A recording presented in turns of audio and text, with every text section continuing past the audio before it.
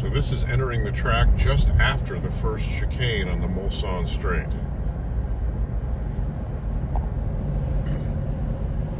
For years, this was the N138, and then they changed the designation of the road, and now it's the D338, headed towards the town of Mulsanne, with Le Mans directly behind us to the north.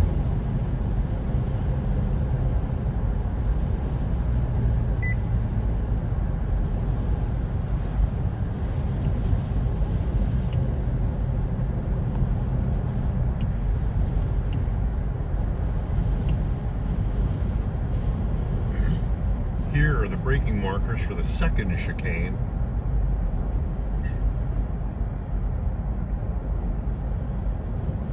Which is off to the left.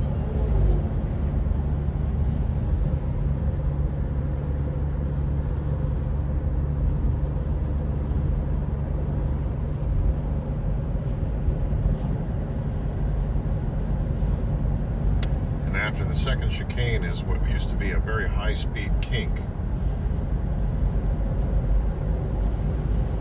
That then leads down to Mulsanne Corner. At the roundabout, take the second exit.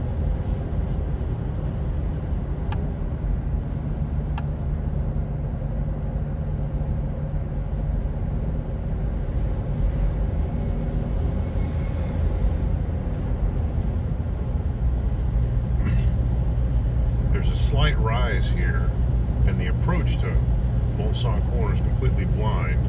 This rise used to be much taller, and after they had the crashes here, they took away a lot of dirt and lowered it down, but it's still a blind approach. There's the braking markers.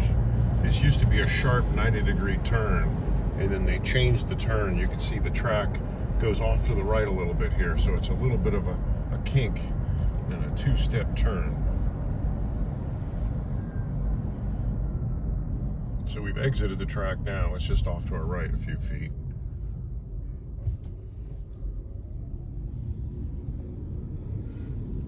And now we'll re-enter the track. It's a very slow corner here. And this is now the fastest part of the track since they've added the chicanes to the main Diverge straight.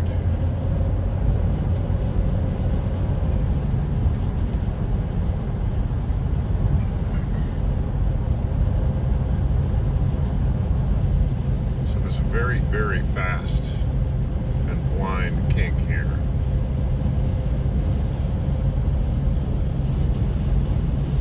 And this is a slight downhill.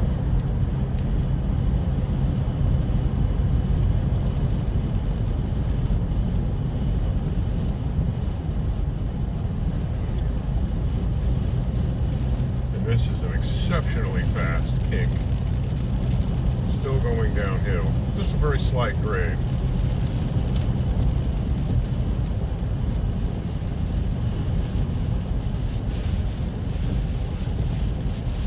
Here comes the braking markers for the entrance to the Indianapolis corner.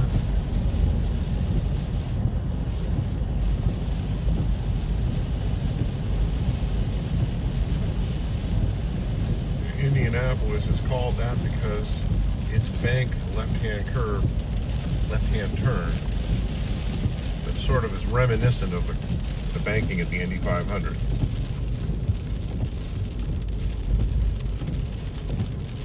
There's a very short straight here. The track continues straight ahead. They've altered the road to go around it. Exited the track temporarily. We go through this roundabout and then rejoin the circuit. This is an Arnage corner, the slowest corner on the track.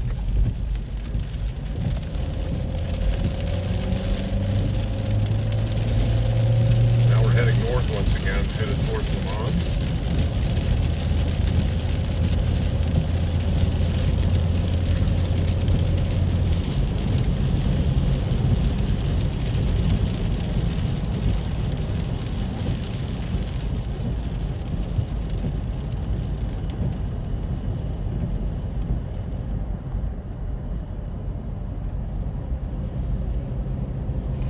series of gentle curves here, and we're approaching the Porsche curves, which were introduced many, many years ago, probably 50 years ago.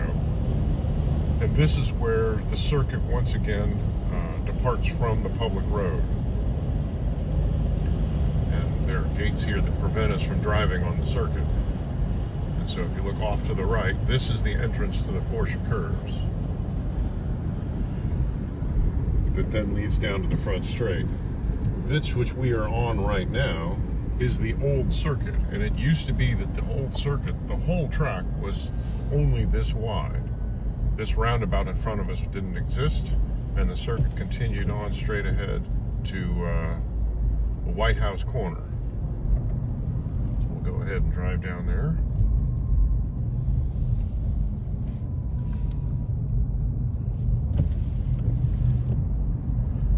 So this is the old part of the circuit.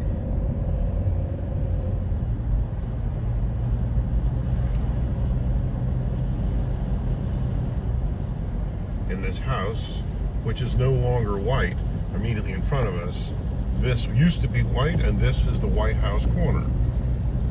And once again, the road that you're seeing now, this is how the circuit used to be laid out before they widened it and added guardrails. It was literally just a two-lane road through the countryside. The grandstands are visible in the distance.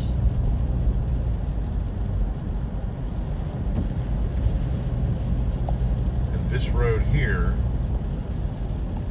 used to arc gently to the right and join what is now the main straight. But since they've altered the layout of the course, this is where we'd be turning gently right and continuing up the front straight, and now the road deviates and turns off to the left. And that's about all that you can do of what used to be the Le Mans circuit.